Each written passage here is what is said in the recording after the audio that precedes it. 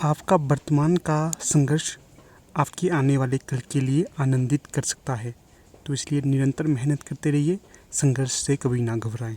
ठीक है, तो यही आज का सुविचार है। तो चलिए, पिछली वीडियो में मैंने आपसे एक प्रश्न पूछा था कि निम्न में से किस कवि को अपभ्रंश का वाल्मीकि कहा जाता था या कहा जाता है। तो इसका जो सही विकल्प होना था तो वो हो जाना था आपका विकल्प सी। जो स्वयंभू है इन्हें अपभ्रंश का वाल्मीकि कहा जाता था। तो कई बच्चों ने इसका जवाब दिया भी था और कई ने नहीं दिया था। खैर चलिए, उनकी अपनी अपनी मर्ज़ी है, जिसने देना है दीजिए, नहीं तो कुछ कर नहीं सकते। ठीक है ना। तो सही विकल्प था सी, स्वयंभू को कहा जाता है। चलिए आज का प्रश्न देख लेते हैं। आज का प्रश्न पूछा गया है 42 अपभ्रंश के प्रथम महाकवि कौन थे। विकल्प में है हेमचंद्र, स्वयंभू, रामचंद्र या दत्त। तो ये प्रश्न पहले पीजीटी की परीक्षा में पूछा गया है, तो आगे भी ये आपको महत्वपूर्ण साबित हो जाएगा। ठीक है, तो जो अपभ्रंश के प्रथम महाकवि माने जाते हैं, तो यहाँ पर जो सही विकल्प हो जाएगा, स्वयंभू को अपभ्रंश का प्रथम महाकवि कहा जाता है। ठीक है, और ये प्रश्न आपके लिए है कि आपने बताना है कि अपभ्रंश को हिंदी का प्रथम कवि किसने माना है, या हिंदी साहित्य का प्रथम कवि स्वयंभू को कौन मानते हैं। तो ये प्रश्न आपके लिए है। तो अगला प्रश्न देख लेते हैं। प्रश्न संख्या है 43। स्वयंभू की कृति का नाम है। विकल्प में है पद्म पुराण, महापुराण, पाहुण दोहा या पौमचर्यू। तो यहाँ पर सही विकल्प का आपने चयन करना है, क्या आएगा। तो जो स्वयंभू की कृति मानी जाएगी तो वो मानी जाएगी विकल्प डी, पौमचर्यू। ठीक है, तो सही विकल्प डी हो जाएगा। आगे देख लेते हैं, थोड़ी सी व्याख्या दी गई है, नहीं व्याख्या नहीं दी है। अगला प्रश्न देख लेते हैं अब जाके। अगले प्रश्न में जाने से पहले आपको बता देता हूँ, हमारी टीम के द्वारा एलटी कमीशन, पीजीटी हिंदी और एलटी टेट के लिए कोर्स लॉन्च कर दिए गए हैं। ये कोर्स उत्कृष्ट श्रेणी के हैं, आपकी परीक्षा को आधार में रखकर ही इन्हें बनाया गया है। यहाँ पर आपको संपूर्ण हिंदी साहित्य कवर करवाया जाएगा, A to Z। कोई भी ऐसा टॉपिक नहीं होगा जो यहाँ पर छूटेगा, सब कुछ करवाया जाएगा। ठीक है ना। अगर आप लोग इंटरेस्टेड हो तो आप संपर्क कर सकते हो। संपर्क सूत्र या व्हाट्सएप नंबर आपको डिस्क्रिप्शन बॉक्स में दे दिया गया है, वहाँ पर जाकर आप उसे प्राप्त कर सकते हो। चलो बता भी देता हूँ, 8219312129 ये नंबर है। डिस्क्रिप्शन बॉक्स में नंबर मिल जाएगा आपको। ठीक है ना, तो अवश्य व्हाट्सएप करिए, आपको अवश्य लाभ होगा इन्हें खरीद कर। तो प्रश्न पूछा गया है अगला, पौमचर्यू किसकी रचना है। विकल्प में है अब्दुल रहमान, विद्यापति, स्वयंभू या चंद्रबरदाई।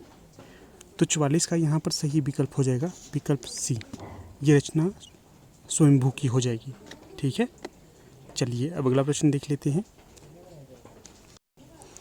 तो अगला प्रश्न पूछा गया है, इनमें से किस ग्रंथ में लिखा गया है कि अग्नि परीक्षा के बाद सीता जैन धर्म में दीक्षित हो जाती है। तो विकल्प में है महापुराण, परमात्म प्रकाश, भविष्यत कहा या पौमचर्यू। तो यहाँ पर जो सही विकल्प हो जाएगा तो वो हो जाएगा विकल्प डी, पौमचर्यू में ये कहा गया है। डी सही विकल्प हो जाएगा। चलिए अब अगला प्रश्न देख लेते हैं। थोड़ी सी व्याख्या यहाँ पर दी गई है, व्याख्या को देख लेते हैं पहले। तो पौमचर्यू स्वयंभूकृत चरित काव्य है। याद रखना है कैसा काव्य है यह चरित काव्य है। यह 5 कांडों में विभक्त है। तो इसे यहाँ से सीधा सीधा प्रश्न बनता है कि जो पौमचर्यू है कितने कांडों में विभक्त है। तो ये 5 कांडों में विभक्त है, और इसके कांड इस प्रकार से हैं: विद्याधर कांड, अयोध्या कांड, सुंदर कांड, युद्ध कांड और उत्तर कांड। स्वयंभू ने नारी के प्रति व्यवहार का वर्णन इस काव्य में किया है। नारी के प्रति पुरुष का दृष्टिकोण उस युग में कैसा था, ये काव्य में वर्णित अग्नि परीक्षा वाले प्रसंग में स्पष्ट हो जाता है। लंका विजय के पश्चात सीता को पुष्पक विमान पर चढ़ाकर कौशल नगरी लाया जाता है। सीता के आगमन का एक ओर भव्य वातावरण और दूसरी ओर उस वातावरण में राम का ओछा व्यवहार। अग्नि परीक्षा से पूर्व सीता राम से कहती है कि आज मैं अपनी सतीत्व की पताका फहराऊंगी। आग यदि समर्थ हो तो मुझे जलाए। जब मेरा मन शुद्ध है तो इस दिव्य शक्ति का क्या होगा। इस ग्रंथ में वर्णन है कि अग्नि परीक्षा के बाद सीता जैन धर्म में दीक्षित हो जाती है। तो जैन धर्म में क्यों दीक्षित हो जाती हैं सीता मैया, क्योंकि वो काफ़ी हताश हो जाती हैं, इसलिए जैन साहित्यकारों ने उन्हें अपने धर्म में दीक्षित बताया है। बाकी असली बात तो पता नहीं है क्या है, पर जैन धर्म के अनुयायी ये मत प्रस्तुत करते हैं। चलिए अब अगला प्रश्न देख लेते हैं। अगला प्रश्न है यहाँ पर, इनमें से कौन सा ग्रंथ लौकिक चरित काव्य माना जाता है? चलिए उत्तर तो आपको दिख गया, कोई बात नहीं। इनमें से कौन सा ग्रंथ लौकिक चरित काव्य माना जाता है? तो ये हो जाएगा विकल्प ए, भविष्यत कहा। ये यहाँ पर सही विकल्प हो जाएगा। यहाँ पर थोड़ी सी व्याख्या भी दी गई है, व्याख्या को भी देख लेते हैं। लोकप्रिय व्यक्तियों के चरित्र पर आधारित काव्यों के अतिरिक्त कई ऐसे चरित्र काव्य भी रचे गए हैं जिनमें कथानायक या तो काल्पनिक होता है अथवा किसी लोक कथा से लिया जाता है। इस श्रेणी में धनपाल द्वारा रचित भविष्यत कहा का नाम उल्लेखनीय है। ठीक है ना। चलिए अब अगला प्रश्न देख लेते हैं। अगला प्रश्न है यहाँ पर 47, अपभ्रंश का भवभूति किसे माना जाता है? विकल्प में है शालिभद्र सूरी, पुष्पदंत, कनकामर या धनपाल। तो सही विकल्प का चयन करें, क्या आएगा यहाँ पर? तो यहाँ पर जो सही विकल्प हो जाएगा तो वो हो जाएगा विकल्प बी, जो पुष्पदंत है इन्हें अपभ्रंश का भवभूति कहा जाता है। इसका भी ध्यान रखना है। वाल्मीकि किसे कहा जाता है अपभ्रंश का? तो ये स्वयंभू को कहा जाता है। चलिए अब अगला प्रश्न देख लेते हैं, या व्याख्या जो यहाँ पर दी होगी उसे देख लेते हैं। अपभ्रंश का भवभूति पुष्पदंत को माना जाता है, इसका भी ध्यान रखना है आपने। अगला प्रश्न है, निम्नलिखित में से कौन सी रचना पुष्पदंत की नहीं है? विकल्प में है महापुराण, जय कुमार चरियू, जसहर चरियू या पवनचरियू। अभी हमने पीछे इस प्रश्न का उत्तर देख लिया है, तो आशा करूँगा कि सभी इसका सही जवाब देंगे। ठीक है। तो यहाँ पर जो पुष्पदंत की रचना नहीं होगी तो वो हो जाएगी विकल्प डी, जो पवनचरियू है ये पुष्पदंत की रचना नहीं होगी। तो बाकी सभी रचनाएं हो जाएंगी पुष्पदंत की सिवाय डी के। थोड़ी सी व्याख्या भी यहाँ पर दी गई है, व्याख्या को भी देख लेते हैं। पवनचरियू पुष्पदंत की रचना नहीं है बल्कि कवि स्वयंभू की रचना है। इनकी दो अन्य रचनाएं रिठनेमी चरियू तथा स्वयंभू छंद है। पुष्पदंत की 3 रचनाएं मिलती हैं, महापुराण, नय कुमार चरियू या जय कुमार चरियू, जसहर चरियू या जसोदा चरियू इत्यादि भी से कहा जाता है। इसका भी ध्यान रखना है आपने। चलिए अगला प्रश्न देख लेते हैं। तो इस प्रश्न में आपसे पूछा गया है, कौन सी रचना स्वयंभू कवि की नहीं है? विकल्प में है पवनचरियू, रिठनेमी चरियू, स्वयंभू छंद या महापुराण।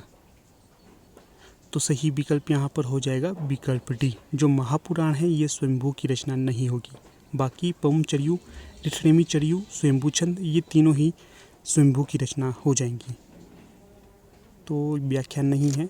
अगला प्रश्न देख लेते हैं। अगला प्रश्न है 50, खड़ी बोली में सबसे पहले काव्य सृजन करने वाले कवि हैं? विकल्प में है अमीर खुसरो, सूरदास, तुलसीदास या इनमें से कोई नहीं। तो यहाँ पर जो सही विकल्प हो जाएगा कि जो खड़ी बोली में सबसे पहले काव्य सृजन किसने किया था, तो ये किया था अमीर खुसरो के द्वारा। तो 50 का सही विकल्प यहाँ पर ए हो जाएगा। तो थोड़ी सी व्याख्या है यहाँ पर, इसे भी देख लेते हैं। खड़ी बोली में सबसे पहले काव्य सृजन करने वाले कवि अमीर खुसरो हैं। इस भाषा का इस नाम हिंदवी से उल्लेख सबसे पहले उन्हीं की रचनाओं में मिलता है। हालांकि वे फारसी के भी अपने समय के सबसे बड़े भारतीय कवि थे। मुकरी लिखने का समर्थ सबसे पहले उन्होंने ही किया था। अमीर खुसरो की प्रसिद्ध रचनाएं हैं खालिक बारी, पहेलियाँ, मुकरियाँ, दो सुखने तथा गज़ल इत्यादि। तो जो रचना पूछी जाती है इनकी तो वो है खालिक बारी। पूछा जाएगा खालिक बारी किसकी रचना है, तो ये अमीर खुसरो की रचना हो जाएगी।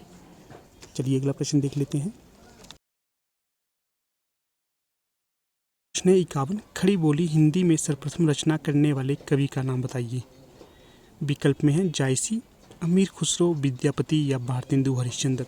तो पीछे ही हमने इसका उत्तर जान लिया था, तो यहाँ पर सही विकल्प हो जाएगा विकल्प भी, अमीर खुसरो होंगे ये। तो चलिए अब अगला प्रश्न देख लेते हैं। अगला प्रश्न है 52, मुकरी लिखने का सर्वप्रथम प्रयास किस कवि ने किया था?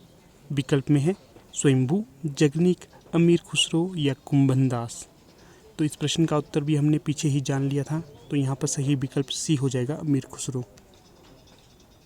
तो अब अगला प्रश्न देख लेते हैं। अगला प्रश्न है यहाँ पर 53, अमीर खुसरो की पहेलियों तथा मुकरियों का क्या उद्देश्य है?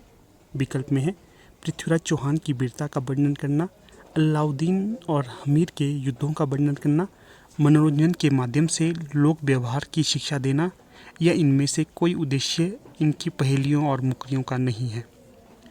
तो यहाँ पर जो सही विकल्प हो जाएगा तो वो हो जाएगा 53, मनोरंजन के माध्यम से लोक व्यवहार की शिक्षा। ठीक है, सी सही विकल्प हो जाएगा।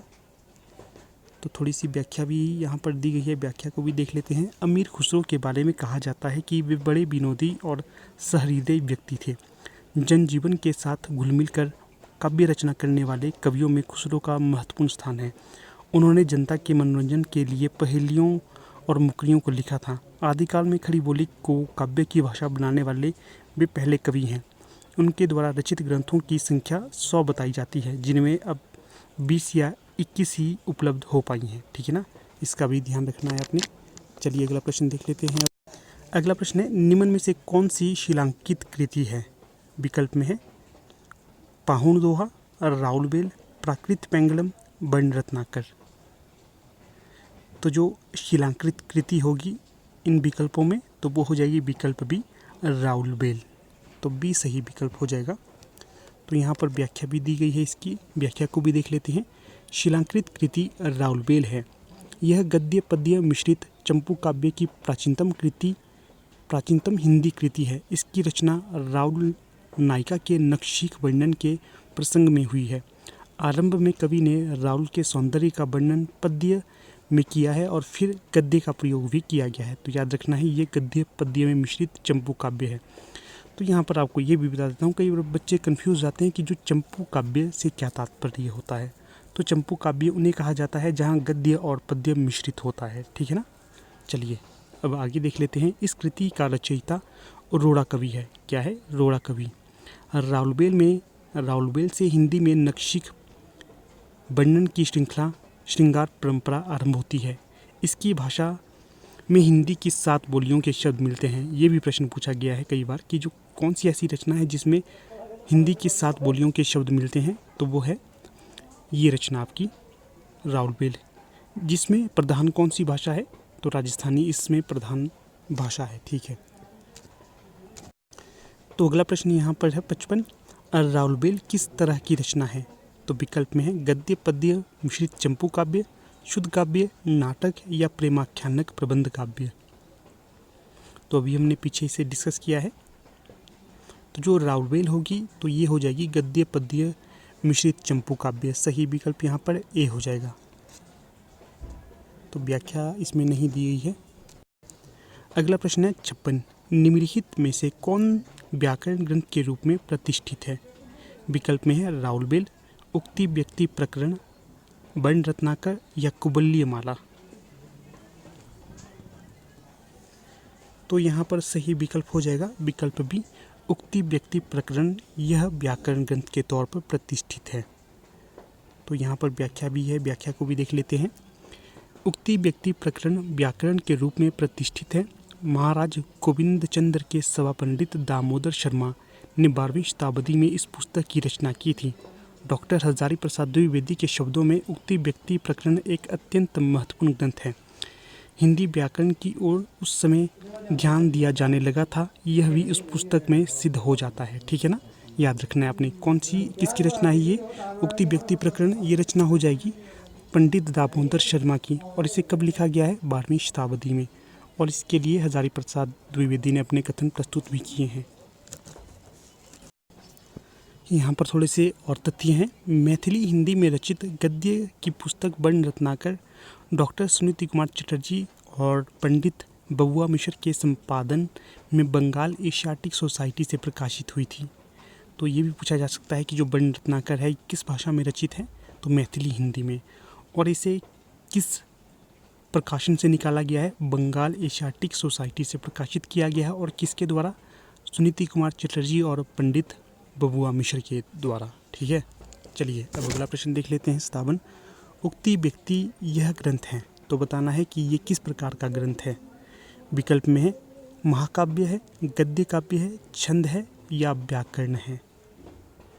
तो 57 का सही विकल्प क्या होगा? तो 57 का सही विकल्प हो जाएगा विकल्प डी, व्याकरण ग्रंथ हो जाएगा ये। ठीक है ना। चलिए आगे देख लेते हैं। यहाँ पर कोई व्याख्या नहीं है, आगे प्रश्न में जाने से पहले आपको बता देता हूँ, अगर अभी तक आप हमारे टेलीग्राम ग्रुप के साथ नहीं जुड़े हैं तो आप हमारे टेलीग्राम ग्रुप के साथ भी जुड़ सकते हो।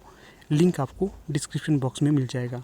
और इसी के साथ वीडियो को ज़्यादा से ज़्यादा लाइक, शेयर और चैनल को सब्सक्राइब अवश्य कीजिएगा, ठीक है ना।